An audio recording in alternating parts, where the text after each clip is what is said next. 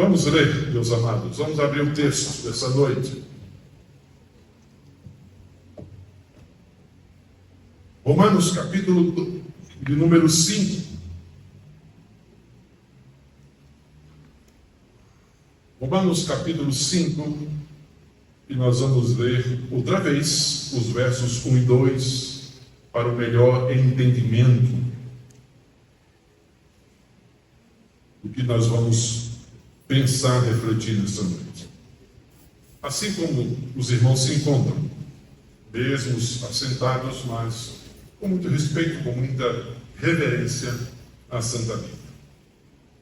Justificados, pois, mediante a fé, temos paz com Deus, por meio de nosso Senhor Jesus Cristo, por intermédio de quem obtivemos igualmente acesso, pela fé, a esta graça na qual estamos firmes e gloriamo-nos na esperança da glória de Deus. Ora, nós já tivemos a oportunidade de ver as primeiras duas partes deste verso, o versículo 2. Mas a título de recapitulação, para o entendimento, esclarecimento melhor, e ainda a título de introdução, lembremos que Paulo está aqui nesta carta, no capítulo 5, falando sobre os resultados ou os benefícios da justificação.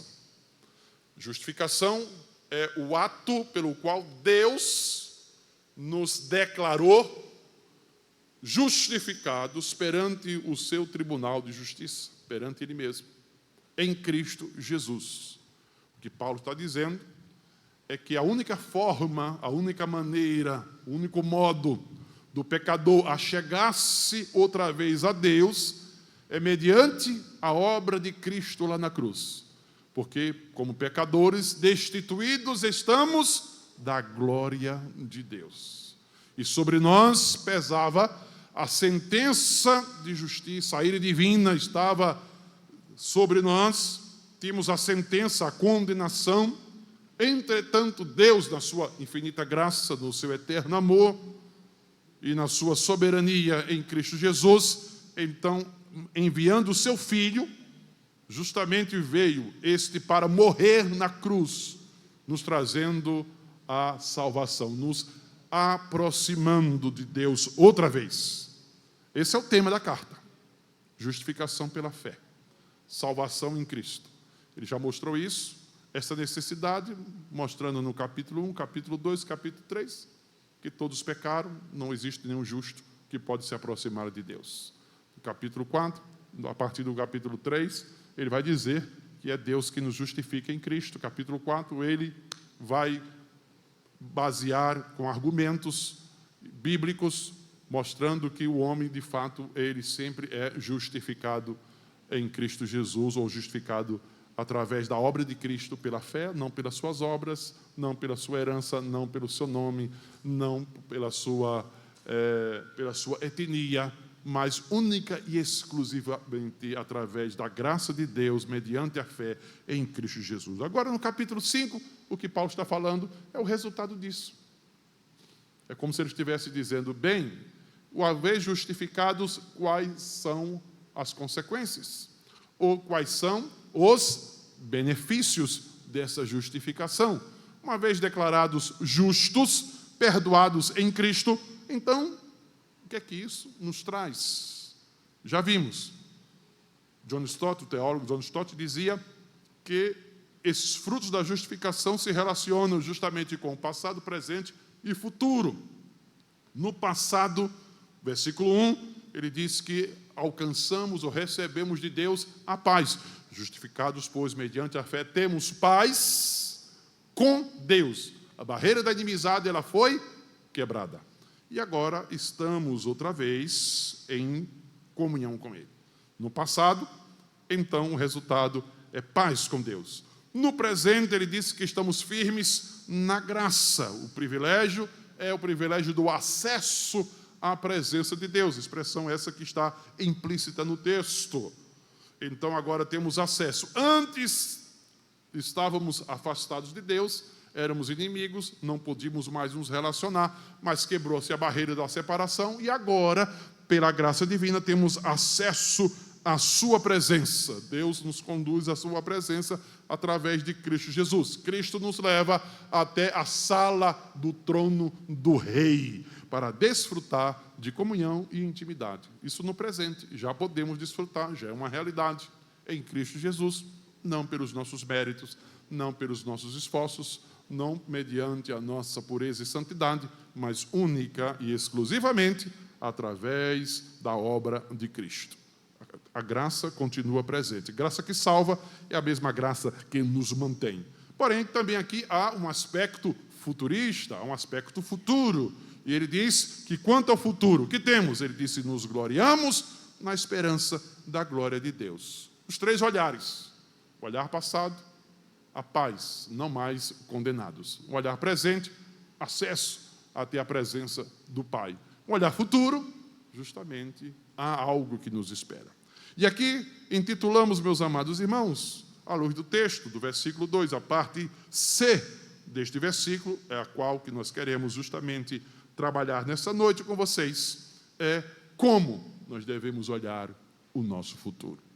Sabemos que para todos nós o futuro é algo incerto, no sentido de que não sabemos o dia da manhã, como diz o velho hino, não sabemos o que nos guarda o futuro amanhã, se bem ou mal. É verdade, não sabemos o que está reservado para nós no sentido de amanhã, daqui a alguns anos. Entretanto, nosso olhar está mais além. E aí sim, em relação ao além, em relação ao pós-morte, em relação ao futuro, em relação ao porvir, aqui há uma palavra diferente. Como devemos olhar para o futuro? O texto vai nos apresentar 3 respostas bem claras, nítidas como a água cristalina. Quanto ao futuro, ao nosso futuro. Como devemos olhar? Paulo vai dizer, em primeiro lugar, que devemos olhar para o futuro com alegria. Olha o texto. Ele diz, e gloriamo-nos. E gloriamo-nos. A expressão aqui, gloriamo-nos no grego, tem um sentido de alegria, exultação, ou, mais literalmente, um orgulho santo. A ideia de vanglória, mas não uma vanglória humana, mas a ideia de gloriar-se, de vangloriar-se em algo, não em nós mesmos. Mas aqui está implícita essa alegria, este gozo. Paulo está dizendo que por causa dessa justificação, por causa da obra de Cristo, por causa da nossa salvação, podemos olhar e devemos olhar o futuro com alegria no coração. E aí, meus amados irmãos, olhando justamente para esse texto, para essa expressão, podemos perceber primeiro que esta é uma alegria completa. Completa. Daí a expressão tem a ideia de exultação, muito gozo, a ponto de ser um orgulho. Essa alegria não está baseada, evidentemente, no que nós fazemos ou em nós mesmos, mas na justificação que nos deu acesso a esta graça divina. Não é uma alegria parcial, condicional, não é uma alegria temporária, mas esta sim é uma alegria plena, porque é uma alegria que é fruto da nossa salvação. Diz a Bíblia que é da fonte da salvação que nós extraímos esta alegria. Segundo, é uma alegria contínua.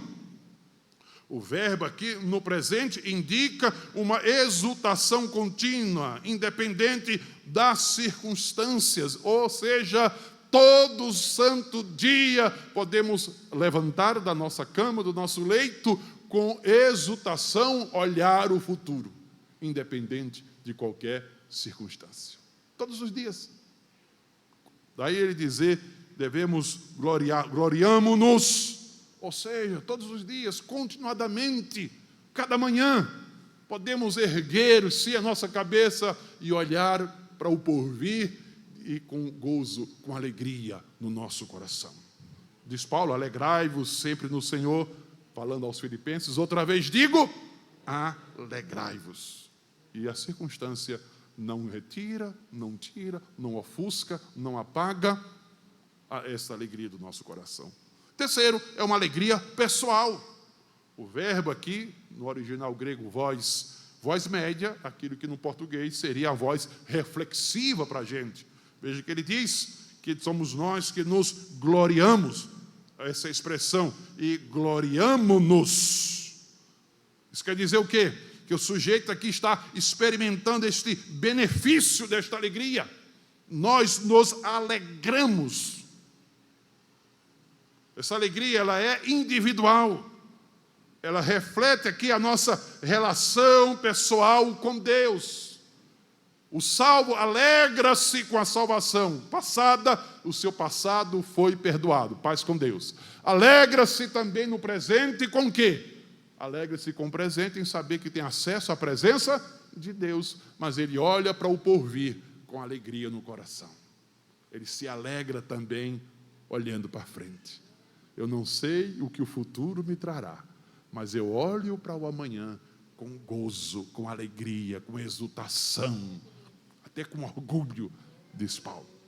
Em segundo lugar, Paulo vai dizer no texto que nós devemos e podemos olhar para o futuro com esperança. Diz a expressão, alegramo-nos na esperança. A esperança cristã não é um desejo incerto, como a esperança de uma criança que agora no Natal espera receber um brinquedo especial. Não é esse tipo de esperança, que ela espera receber e talvez receba, talvez não. Mas é uma certeza baseada em quê? Nesta fidelidade de Deus e na obra de Cristo. A palavra esperança aqui no original tem um sentido de convicção, de certeza. Não algo que talvez aconteça. Como quem vai pegar o ônibus, espero pegar o ônibus, espero chegar a tempo. Talvez pegue, talvez não. Não, Paulo está falando desse tipo de esperança, mas da certeza interior. Agora, lembremos que esta esperança, à luz das Escrituras, essa esperança, em primeiro lugar, ela é trazida pelo próprio Evangelho. Paulo aos Colossenses, capítulo 1, verso 23, diz, se de fato permanecerdes na fé, alicerçados e firmes, não vos deixando afastar, diz ele, da esperança do Evangelho que ouvistes. O Evangelho é que nos dá a base para esta esperança, porque é Cristo o autor da esperança. Cristo em vós, a esperança da glória, diz Paulo. Segundo, é uma esperança que não desvanece, ela não murcha, ela não se esfria, ela não se acaba. O autor da carta aos Hebreus diz que a esperança, na verdade, ela serve de âncora. Temos esta esperança como âncora da nossa alma, firme e segura. Isto é, passamos, tá? O seminarista Jadielson está expondo Hebreus, vai chegar no capítulo 6, com a graça de Deus, quem viver verá, né? Porque ele está agora ainda no capítulo 2, não é? No capítulo 2, quem viver verá. Então, ele chegando ao capítulo 6, e onde o autor da carta aos Hebreus vai dizer, é bem verdade que passamos por lutas, adversidades, problemas, dificuldades, e a alma tende a o quê? A se abater em face aos sofrimentos da vida. Entretanto, porém, todavia, contudo, diz a Bíblia aqui, que justamente a esperança serve de âncora para a alma. Pelo fato de esperarmos, de olharmos para frente com esperança, a alma abatida, ela vai se reavivar, se reanimar, se alegrar. Olhamos com esperança para o futuro, e essa não desvanece, pelo contrário, serve de âncora, de segurança, de firmeza para a nossa alma. Pode sim as ondas bravias lançar nossa alma de um lado para o outro, tentando naufragar a nossa existência neste mundo. Porém, a nossa esperança, olhamos para frente com esperança, então essa esperança serve de âncora a ponto de dizer, a minha alma pode ser açoitada pelos vendavais da vida, mas naufragada jamais, porque eu sei em quem eu tenho crido, eu sei em quem eu tenho crido. E aí, terceiro lugar, aqui Paulo vai dizer que esta esperança, ela é justamente renovada pelo Espírito Santo. Diz ele mais adiante, capítulo 15, verso 13, que o Deus da esperança, então vos encha de toda alegria e paz, por vossa confiança nele, para que transbordeis, passar pelas bordas, transbordeis, ele diz que de esperança. Como? Diz pelo poder do Espírito, pelo poder do Espírito Santo.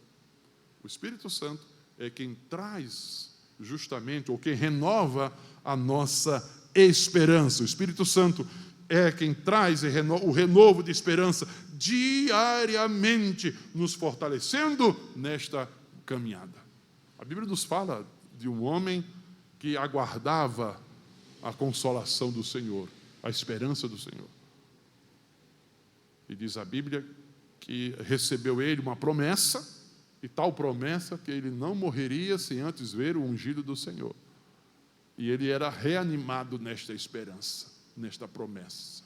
O Espírito de Deus estava sobre ele, era um homem que o Espírito Santo estava sobre ele. E ali de contínuo, com certeza, o Espírito Santo trazia renovo da esperança ao seu coração. Meus amados irmãos, como olhamos para a frente? Devemos olhar para o porvir com alegria, com gozo. O que nos aguarda é glorioso. Segundo, devemos olhar com esperança.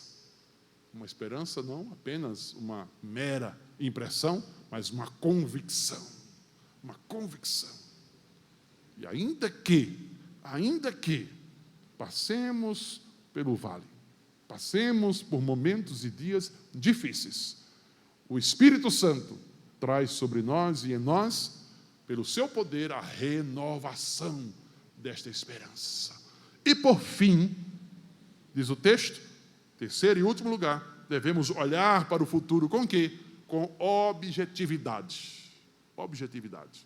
Ou seja, olhamos para o futuro, mas não olhamos para o futuro como quem não está enxergando nada. O que nos aguarda? O que nos espera? Não sei. Só sei que é assim. Não, absolutamente. De maneira nenhuma. A esperança cristã não é vaga, não é abstrata, absolutamente. Ela tem um objetivo claro. Qual é? A glória de Deus. A glória de Deus, diz o texto. Gloriamo-nos na esperança de quê? De esperança da glória de Deus. A glória de Deus, do Antigo Testamento, representa a sua majestade, santidade, sua presença. No Novo Testamento, algo mais aqui é acrescentado. Então, porque inclui também a nossa glorificação futura, é sermos transformados. Daí, meus amados, a Escritura nos aponta aqui que essa objetividade, olhamos para o futuro com objetividade, por quê? Primeiro, olhamos para o futuro cheios de alegria, mas cheios de esperança. Esperança de quê? Primeiro, esperança de entrar na glória. Porque o próprio Cristo diz isso, no capítulo 14, versículo 2 e 3 do Evangelho de João. Diz, na casa do meu Pai há muitas, e se assim não for, eu vos teria dito, pois vou preparar-vos lugar. E quando eu for vos preparar lugar, voltarei e vos receberei para mim mesmo, para que onde eu estou, estejais vós também. Nossa esperança inclui estar na presença eterna de Deus. Essa é a nossa esperança. Com alegria, cheio de esperança, desejamos, então esperamos, olhamos para o futuro, desejosos de entrar na glória. Segundo, diz a Escritura também, que esperamos ver a glória de Deus. João 17, versículo 24, o próprio Cristo diz, Pai, na oração sacerdotal, quero que onde eu estou, estejam também comigo, os que me deste. Para quê? Diz, para que vejam a minha glória que me conferiste. Essa é a esperança de Paulo. Esperança de entrar na glória, esperança de ver a glória de Cristo, ver a glória do ungido de Deus, ver a glória do eterno Deus. E em terceiro lugar, a esperança também de participar da glória. Esperança de entrar, esperança de ver, mas esperança também de participar ou ser transformados por esta glória. Romanos 8, verso 17, mais adiante, o apóstolo vai dizer: ora, se nós filhos somos também herdeiros, herdeiros de Deus, co-herdeiros com Cristo, se com ele sofremos, diz ele, para que também com ele sejamos glorificados. Glorificados, seremos glorificados na glória do próprio Cristo. Ele vai dizer isso, a mesma coisa da segunda carta aos Tessalonicenses, capítulo 1, dizendo que nós vamos entrar na glória, vamos ver a glória, mas vamos participar desta glória. Essa glória de Cristo estará manifestando-se em nós. Do que Paulo está falando aqui? Ele está falando do estágio final da nossa salvação, que é a glorificação, como diz João na sua carta. Porque nós veremos como ele realmente é, porque seremos então semelhantes a ele. Nós seremos semelhantes a ele, porque vamos vê-lo como realmente ele é. Esse é o processo final da nossa salvação. É quando chamamos isso de consumação. Aquele momento que nós vamos ser transformados e vamos receber corpos glorificados e seremos recebidos como filhos de Deus na sua glória. Paulo disse que há uma esperança, e essa esperança que ele diz aqui no capítulo 8, falando a respeito disso, ele vai dizer: porque para mim tenho por certo que o sofrimento do tempo presente não é para se comparar com o quê? Com esta glória que há de ser revelada em nós. Olha só, está sofrendo hoje? Pense na glória. Está padecendo agora? Pense no porvir. A ardente expectativa da criação aguarda o mundo a revelação dos filhos de Deus. Por quê? A criação está sujeita à vaidade, não voluntariamente, mas por causa daquele que a sujeitou. Olha a palavra aparecendo aqui, na esperança de que a própria criação será redimida do cativeiro da corrupção, para a libertação de quem? Da glória dos filhos de Deus. Essa é a esperança, que não apenas nós vamos ser libertos e vamos receber esse estado de glorificação, mas todo o cosmo passará por uma grande metamorfose, uma grande mudança. Verso 22, porque sabemos que toda a criação a um só tempo geme e suporta angústias até agora, e não somente ela, mas também nós, que temos as primícias do Espírito, igualmente, gememos em nosso íntimo, o quê? Aguardando a adoção de filhos, a redenção do nosso corpo, porque foi na esperança que fomos salvos. Ora, esperança que não se vê, não é esperança, pois o que alguém vê, como espera. Mas se esperamos o que não vemos, com paciência aguardamos. Como é que nós olhamos ou devemos olhar o futuro? Com alegria, com esperança. Mas com o quê? Com objetividade. O que é que você espera? Eu espero a volta de Cristo. Cantou nosso irmão Claudio. Eu espero o quê? Eu espero ser redimido, meu corpo ser transformado. O que eu espero? Que os portais do céu se abram e nós adentremos pelos portais eternos. Levantai, ó portas as vossas cabeças, levantai os portais eternos para que entre o Rei da Glória. Pois bem, junto com ele o seu povo, adentrando, sendo recebidos como quê? Como filhos de Deus na sua glória, com um corpo glorificado. Assim esperamos, com objetividade, não sem saber o que esperamos, não de forma abstrata. Eu estou esperando o quê? Eu não sei.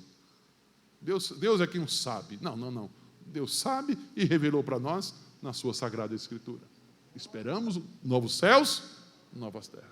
Esperamos receber um novo nome. Esperamos cantar num grande coral, né? Como a gente costuma dizer, de modo metafórico. Esperamos estar lá, participando naquela grande multidão com Maria do Mar.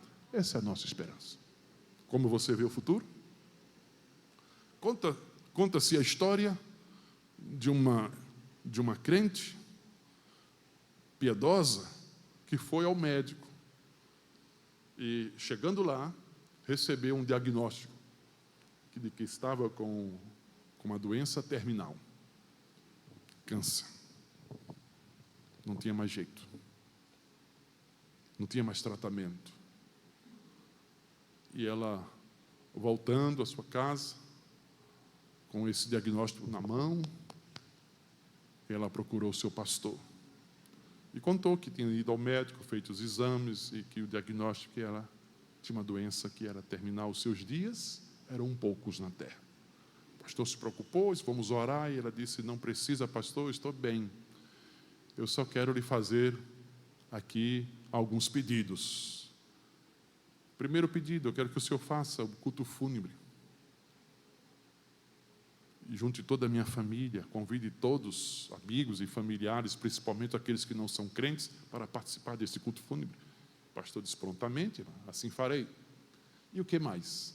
Eu quero que o senhor coloque na minha mão direita a minha velha Bíblia, companheira de jornada, de longo tempo. Eu quero partir com ela. Então, o seu desejo, irmão, será atendido. Me diga qual é o outro pedido. Ele disse, mais um só. Na outra mão, eu quero que o senhor coloque uma colher. E eu quero ser enterrada também com essa colher. Não tem sentido. Todo mundo vai perguntar por quê, irmã, e o senhor vai explicar.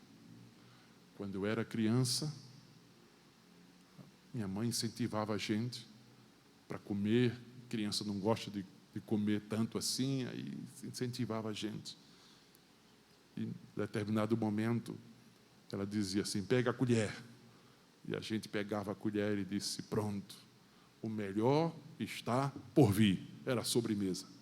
O melhor está por vir. A gente pegava a colher com alegria, porque sabia que ia experimentar uma grande sobremesa. O que o Senhor vai dizer é que eu parti, mas parti com essa esperança, acreditando que o melhor está por vir.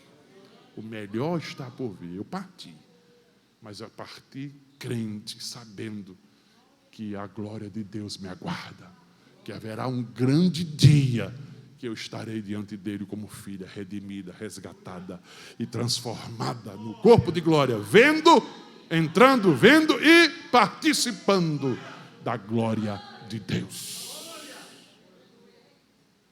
Não importa quão incerto o mundo possa parecer, a esperança da glória nos dá uma segurança inabalável. Inabalável. Podemos e devemos andar neste mundo de cabeça erguida, com essa esperança no coração. Os momentos podem ser de dúvida, de medo na nossa vida, em alguns momentos. Entretanto, atente para esta grande promessa. Olhe para o que a Escritura está nos ensinando. Sim, há um novo dia, um dia de glória. O nosso futuro não é tenebroso, nosso futuro não é de trevas, nosso futuro é de glória. Esse é o nosso futuro. A glória de Deus é o destino final do crente. Esse é o nosso destino. Isso significa que devemos viver com os olhos fixos, irmãos, daquilo que é eterno, priorizando aquilo que tem valor para a eternidade, para a nossa comunhão com Deus. Não se apegue a este mundo, viu? Não se apegue, faça que nem Isaac. Arma uma tenda, cave um poço e levanta um altar. Tenda, viu? Tenda. Por que tenda? Porque é morada temporária. Assim devemos viver neste mundo, com essa perspectiva de morada temporária. Eu não sou daqui. A minha pátria está nos céus, de onde eu aguardo o bendito Salvador. A alegria em Deus, irmãos, ela não se baseia em circunstâncias. Ela não se baseia em coisas terrenas, temporais, efêmeras, passageiras. Mas a alegria do cristão, do crente, se baseia na esperança da glória futura. E sabe que essa esperança é tatuada no nosso coração por causa do Espírito da promessa. Temos a primícia do Espírito.